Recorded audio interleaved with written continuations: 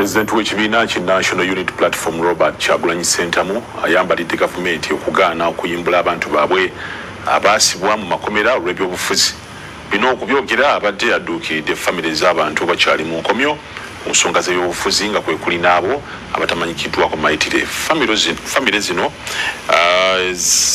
z'abantu abakyali mu nkomyo ku nsonga z'ebyobufuzi, famire zino ziweereddwa ebintu ebikozesebwa mu kusoma kw'ossa ne fees z'abaana n'ababe nga baddayo mu masomero. Katubirabe nabyo nga bwe biri.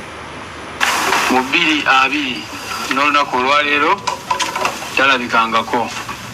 Abantu bamwe bibasiba babammwe bakitammwe ne banyammwe tebalina musango n'omulundi gumu, tebalina kikyamu kye baakola n'omulundi n'ogumu, wabula ababasiba be bamenyi b'amateeka. Ngera mama Machete bwayogedde, abamu babakaka olw'empaka bamaze batulugunya ne babakkiriza emisango gye batazza.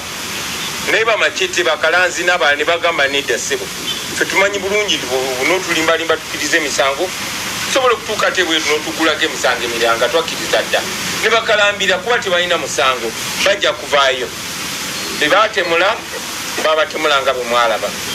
Njagala obbasaba abaana bange musome, mulemere kusoma kuba okusoma tekulimba n'omulundi n'ogumu. Akatono ke tusobola okukola mukakozese, omukisa omulala nagwo bwe gunajja nagwo tukukozese. Twafuuka famire nnene, temuli famire ntono nga bwe muli wamu. Ffenna tuli baluganda, tuli famire emu.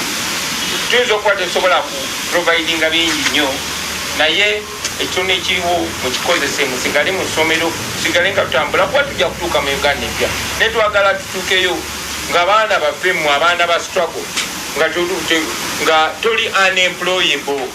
Oli mwana wa struggle naye ng'olina qualification eno oba eno tujja kutuukayo. Ne twagala tutuukeyo nga musome, so musome bannange. Weebale nnyo, weebale Dani kabinenti yo alikyogera mu kamwa ke n'agamba ti toyamba oyo Mukama yali manya kyamubonereza, naye nga se weebale nnyo, weebale dda tusiima. Yes, oli ku Yugi Update TV kosinzira okuba ng'otuuliza gwe mukwano gwange yonna gy'oli. Nkutegeeza gwe atana kuba ng'otweyungako, okkirira wansi waliwo ekigambo subscribe kikoneko, ojja kuba osobola bulungi nnyo otweyungako.